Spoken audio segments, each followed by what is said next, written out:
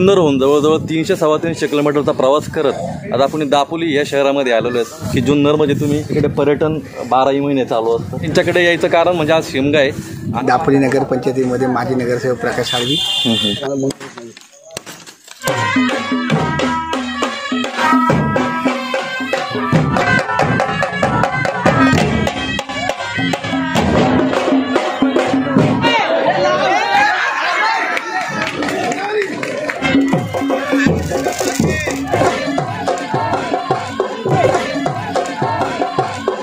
या ठिकाणी काल आपण मुक्काम केलता। बरं, या ठिकाणची रेट तुम्हाला सांगतो। या ठिकाणी निखिल तुम्ही ओळखत असाल, सगळ्यात प्रसिद्ध असा युट्यूबर। एक ठराविक शब्द येतो वसाड्या खायची ओढ आहे। तुमच्या इकडचे शिवनेरी किल्ला आहे, म्हणजे लेण्याद्री वगैरे आहे। अगोदर येऊन गेलेले पण पुन्हा यावं असं वाटतं, कारण बघूया पुढचा प्रवास कसा होते।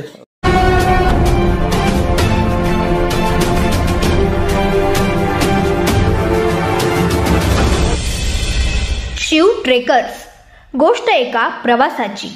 नमस्कार मित्रांनो, शिव ट्रेकर्समध्ये पुन्हा एकदा एका नवीन व्हिडिओमध्ये तुमचं स्वागत। आज आपण जुन्नरहून जवळजवळ 300-350 किलोमीटरचा प्रवास करत आता आपण दापोली या शहरामध्ये आलेलो आहेत। तर आपली दापोलीमध्ये यायचं कारण पण ते वेगळंच आहे, कारण कोकणामध्ये जायचं झालं तर 2 सण महत्त्वाचे, म्हणजे कोकणामधले 2 सण महत्त्वाचे, एक गणपती आणि एक शिमगा।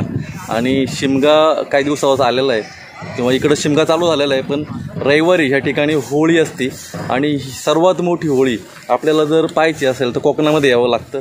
त्यामुळे आज आपण कोकणामध्ये आलेलो आहे आणि या ठिकाणी अनोळखी ठिकाणी, या ठिकाणी माझी ओळख नाही, पण असंच गुगलवरून एखादा नंबर भेटला आणि त्या नंबरवरून आपली प्रकाश साळवी सरांची ओळख झाली। आणि दापोली शहरातील हे नगरसेवक आहेत महत्त्वाचे म्हणजे, आणि यांनी आपल्याला आधार तिथे आपलं चांगलं केलेलं आहे। या ठिकाणी आपली राहायची सोय केलेली आहे। तर जुन्नरवासियांकडून किंवा माझ्याकडून तुमचं धन्यवाद मनापासून। आणि तुम्हीसुद्धा म्हणजे मला एक संधी द्यावा की जुन्नरमध्ये तुम्ही पावसाळ्यात या किंवा कधी आला तरी चालेल। आमच्या इकडे पर्यटन 12ही महिने चालू असतं। आमच्या इकडे 7 किल्ले, परत बघण्यासारखे 7 किल्ले, लेणी आणि नाणेघाट प्रसिद्ध आहे। त्याच्यामुळे असं भरपूर काही बघण्यासारखं आहे जुन्नरमध्ये सुद्धा। तर तुम्हीसुद्धा सर्वजण या, असं काही नाही की तुम्हालाच नाही, सगळेजण या आणि जुन्नरचे पर्यटनाला तुम्ही हातभार लावा आणि मलासुद्धा एक संधी द्यावा। तर आज आपण यांच्याकडे यायचं कारण म्हणजे आज शिमगा आहे आणि ह्या आज यांच्या दापोलीमध्ये काळकाई मंदिर आहे, त्या मंदिराजवळ आपण आलेलो आहेत। तर इथली होळी किंवा इथला शिमगा कसा असतो आणि काय चालीरीती किंवा काय परंपरा असते आज यांच्याकडून आपण जाणून घ्यायचा एक छोटासा प्रयत्न असणार आहे। तर आपण वळूया सरांकडेच आणि इथली जी परंपरा आहे किंवा कार्यक्रम काय काय असणार आहे। बहुतेक यांची रात्री होळी 11ला चालू होते, 11ला यांचे मनोरंजनाचे कार्यक्रम चालतात पहाटे 4पर्यंत आणि 4 वाजता ही जी मोठी होळी आहे याला होम म्हणतात, हा होम पेटला जातो। तर मी जास्त सांगण्यापेक्षा सविस्तर माहिती सर सांगतील, आपण ह्या व्हिडिओ वळूया। मी ह्या दापोली नगर पंचायतीमध्ये माजी नगरसेवक प्रकाश आळवी आणि ह्या देवस्थानचा मी अध्यक्ष आहे। आणि ह्या माध्यमातून आपल्याकडे शिमग्याचा दरवर्षीप्रमाणे कार्यक्रमाची सांगता आज रात्री होणार आहे। त्याचं नियोजन वगैरे इथलं कसं काय किंवा ह्या मंदिराची काय माहिती वगैरे? त्या मंदिराची माहिती आमचे वैभव कदम आहेत, हे आमचे नमस्कार लोक। नमस्कार।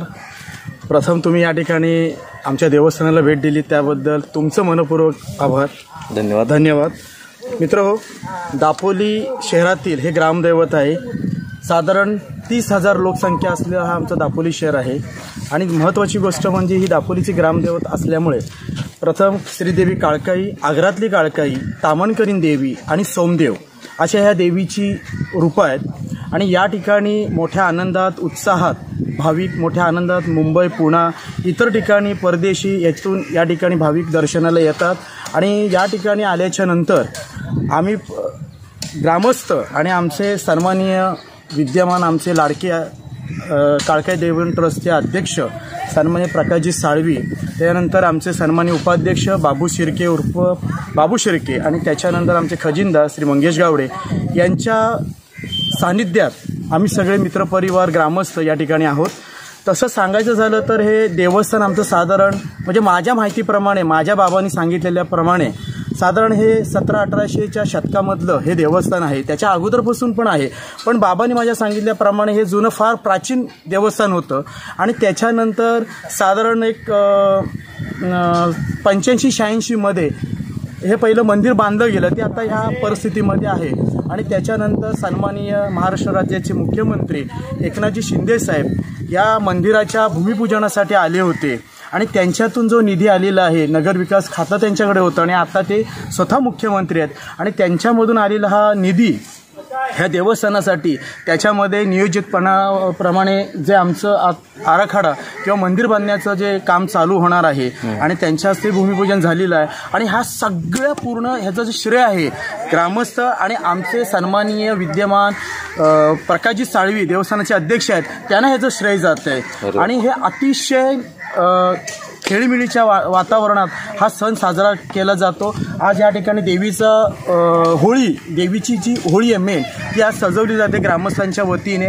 त्याच्यानंतर या ठिकाणी रात्री जी मानाची आमची पालखी आहे देवीची, की त्या देवीमध्ये आमची काळकाई देवी आहे, आग्रातली काळकाई, तामणकरीण आहे, सोमदेव हे त्याच्यामध्ये विराजमान झालेले आहेत. ती देवी या ठिकाणी येणार. त्याच्यासोबत आमचा एक शीत असतं की काय ठिकाणी गावोगावी आंब्याचं शीत असतं, नारळाचं शीत असतं, पोपळीचं शीत असतं. पण आमच्या या ठिकाणी आम्ही बांबू म्हणजे आपण जे वापरतो इतर गोष्टींसाठी, तो बांबूचा शीत आणला जातो. त्याची यथाशक्ती या ठिकाणी पूजा अर्चा केली जाते. त्याच्यानंतर इथे वाजंत्री मोठ्या थाटामाटात वाजंत्री बाजा वाजला जातो. म्हणजे पारंपरिक जो खालू बाजा जो आहे आपल्या कोकणी पट्ट्यातला, तो या ठिकाणी वाजवला जातो. आणि त्याच्यानंतर या ठिकाणी होळी लावली जाते. प्रथमतः होळी लावली जाते आणि त्याच्यानंतर या ठिकाणी पालखी नाचवली जाते. अशा मोठ्या खेळीमेळीच्या वातावरणात या ठिकाणी त्या देवीचं मोठ्या आनंदात उत्साह आणि उत्सव साजरा केला जातो. मी ह्या दापोली भागामध्ये नमन आणि जाखडी नृत्य प्रसिद्ध आहे. हां, म्हणतो ते पण रात्री आपल्याला पाहायला भेटेल का? नाही, ते नाही. ओके, ते आज नाही आहे. जाखडी नृत्य आणि हे नमन चिपळूण पट्ट्यामध्ये चिपळूण पट्ट्यामध्ये. बरोबर. आणि आता ही होळी सकाळी पहाटे 4ला भेटणार. पहाटे 4ला होळी लागणार.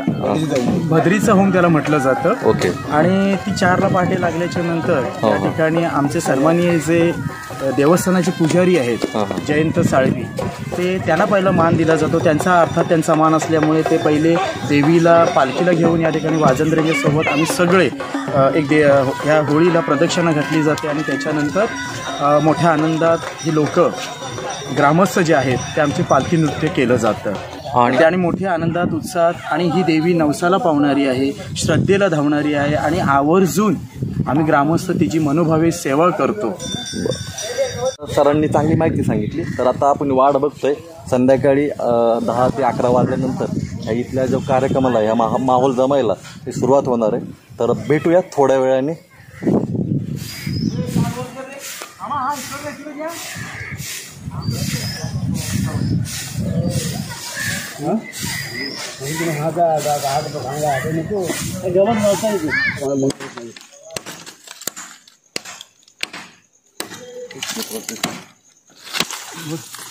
अरे हो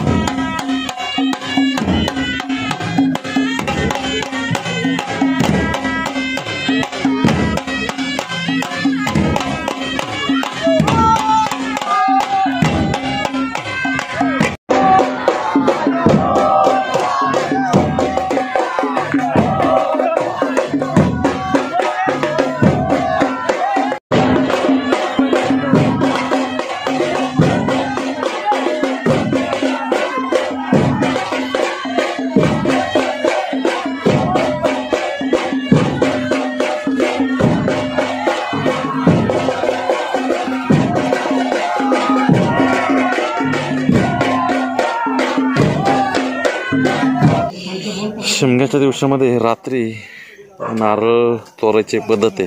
रात्रीचे 1 वाजलेले आहेत. या ठिकाणी नारळ चोरून आणलेले आहेत आणि या ठिकाणी सर्व मित्र थांबलेले चौकात. हो अरे नाही रे, परत तुम्ही तेच नारळ उतरवले. हे थोडे तुरट आहे ते नारळ. मागच्या आपण उतरवले होते हे पिवळे, पण तेच चालतंय. नाही हेच घ्यायचं ना. मग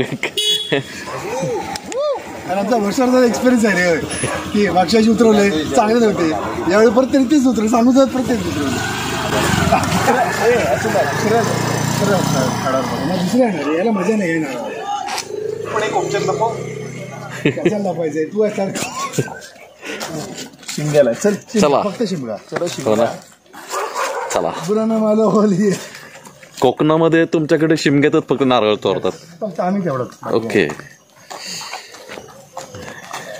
तसं याला ऍक्च्युअली चोरी म्हणत नाही, हे ट्रेडिशनल आहे. तर ट्रेडिशनल Tradition आहे ते, आम्ही कोकणातले follow खेळ म्हणतात ते. खेळ म्हणतात बरोबर. आम्ही ते फॉलो करतो. अरे वा, चांगलं. पाहिलं तर ते म्हणतात नीट काढा पडू नका. हो पडू नका. हे मला पण ओके. सांगतात.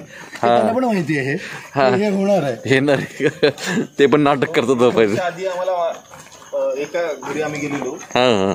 आणि बाहेरनं आवाज आतनं आवाज आला, सावकाश पडू नका. पडू नका. आमचा गडगा पण हे आहे, सावकाश जा, पडायला लागेल काहीतरी. हे बालक सांगतात आम्हाला. बरोबर.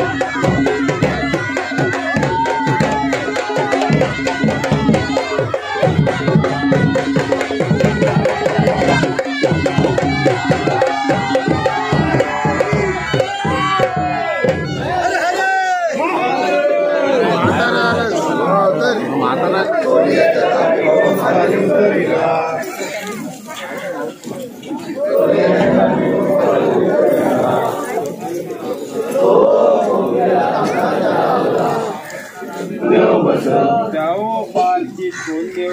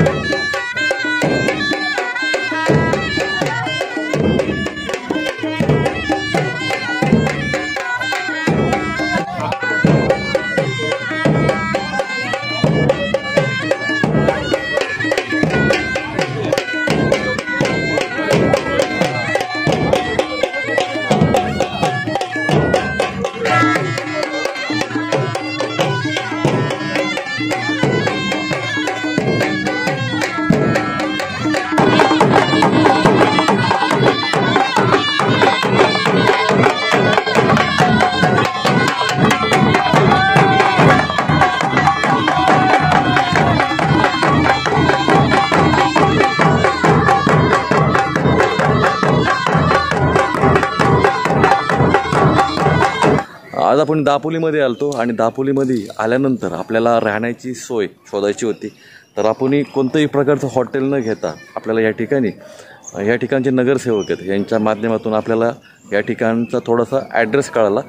या ठिकाणी कृषी केंद्र आहे बाळासाहेब सावंत कोकण कृषी विद्यापीठ दापोली.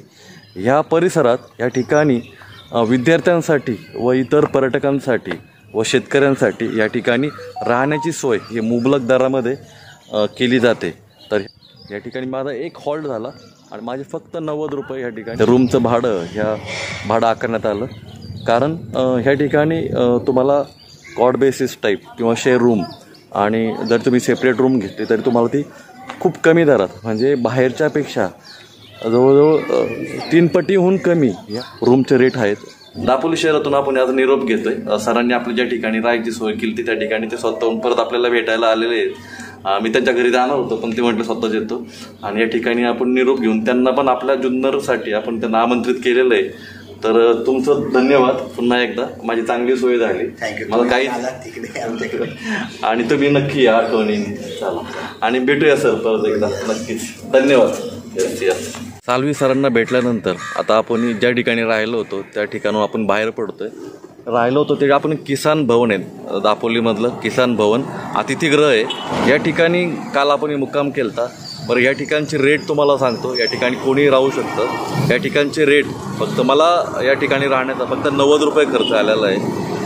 ते पण मी शेअरिंगमध्ये रूम घेतलेली. जर तुम्हाला सेपरेट रूम घ्यायची असेल तर मला वाटतं 650, 750, 1250. 650, 750मध्ये तुम्हाला AC आणि 4 ते 5 जणांना तुम्हाला राहता येतं. आतमध्ये संडास बाथरूमची सोय. 1200मध्ये तुम्हाला एक बेडरूम, एक हॉल आणि अटॅच संडास बाथरूम. आणि हे 1200मध्ये AC विथ AC. 1200 रुपयाच्या खोलीमध्ये तुम्ही 10 ते 12 जणं राहू शकता. त्याच्यामुळे जर कोकणात कोणी जर फिरायला आलं आणि जर कोणी दापोडीमध्ये जर रूम शोधत असाल, रिसॉर्ट शोधत असाल तर तुम्हाला स्वस्तात स्वस्त हा एक वेगळा पर्याय तुम्हाला आहे. दापोलीमधून आपण निघाल्यानंतर पुढच्या प्रवासाला चाललो आहे. माहिती नाही पुढचा प्रवास आपला कुठे, काहीच प्लॅन नाही आहे, पण आपण वेळाच्या दिशेने चाललो. आता निखिल म्हणतोय की केळशीमध्ये शंकरशूर वगैरे होळीचं काही फुटेज आहेत आणि निखिलचं खरं आमंत्रण आहे आपल्याला राहावा, म्हणजे आपण थांबावं असं त्याची अपेक्षा आहे. पण आपल्याला जॉबला जायचं त्याच्यामुळे आपण थांबू शकत नाही. आणि निखिलला तुम्ही ओळखत असाल, सगळ्यात प्रसिद्ध असा युट्यूबर. ऍक्च्युली दादानी काल परवा मेसेज केलेला, होळी म्हटलं की सगळ्यांकडेच असते आणि नेटवर्कमध्ये मी सुद्धा नव्हतो आणि हे आजच येणार ते कल्पना नव्हती मला.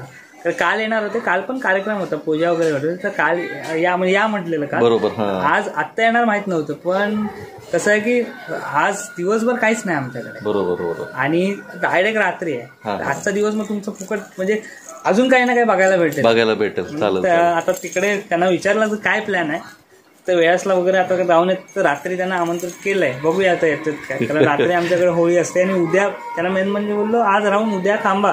तर उद्या आमच्याकडे 2:30च्या नंतरला देवळामध्ये साना वगैरे भरला जातो. बरोबर. ती मजा असते वेगळी. ओटी सगळीकडेच सगळीकडे असते. कुठल्याही गावात गेलात ना की आज रात्री कार्यक्रम असला तरी बघा, तिकडे केळशीला पण चांगला असतो, संकासूर असतं, होळी असते, आमच्या आसूक गावी पण असते. आता पुढचा प्लॅन करून दिलाय आपल्याला. आपण जाता केळशी करून वेळ असला बघूया. पालख्या पण भेटते, पण आज पालख्या बहुतेक मंदिरात असतील.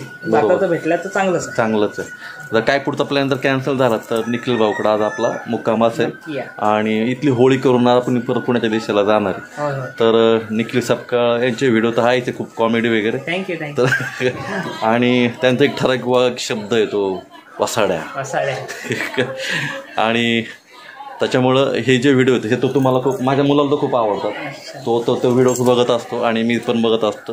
आणि तुम्ही जी कोकणची संस्कृती जपली ना ती खूप महत्त्वाची.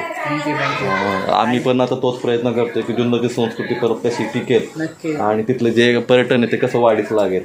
नाही, छान वाटलं. आणि बरेच जण बोलतात म्हणजे कोकणातल्या बाहेरची जी माणसं आहेत त्यांना कोकणाची ओढ आहे, जसे आम्हाला सुद्धा बाहेरची ओढ आहे. तुमच्या इकडचे शिवनेरी किल्ला आहे, म्हणजे लेण्याद्री वगैरे आहे, अगोदर येऊन गेलेले, पण पुन्हा यावं असं वाटतं. कारण इकडचं वातावरण तिकडच्या वातावरणात खूप फरक आहे, भरपूर फरक आहे. तर प्रत्येकाला असं आणि आवर्जून आवडीने येतात शिमगा बघायला गावाकडे. आज तुम्ही आलात, अजून म्हणजे आमचे मित्र सुद्धा आम्ही आवर्जून बोलवतो, या आमच्याकडचा शिमगा बघा कसा असतो. महिनाभर आहेच शिमगा, पण प्रत्येक गावी वेगवेगळ्या दिवशी असतो. कधी असतो महिनाभर चालूच असतो. कुठेही जाल ना तुम्ही, आता कुठल्याही गावात ग्रामदेवतेच्या मंदिरात गेलात ना की असे जल्लोष चालूच असणार. चला, आपल्याला आमंत्रित केलंय, आपणही निखिलला आमंत्रित करतोय. जास्त करून पावसाळ्यात पावसाळ्यात आमच्या इकडलं सौंदर्य अप्रतिम असतं. 12ही महिने जुन्नरचं पर्यटन चालू असतं. ॲडव्हेंचर वगैरे हे दिवाळीनंतर चालू असतं. त्याच्यामुळे ॲडव्हेंचरसाठी पण आहे, अनेकदा नाणेघाट ट्रेकसाठी पावसाळी ट्रेक करूया आपण प्लॅन. आणि माझ्या घरी मुक्कामाला ये, माझ्या घरी सगळी सोय.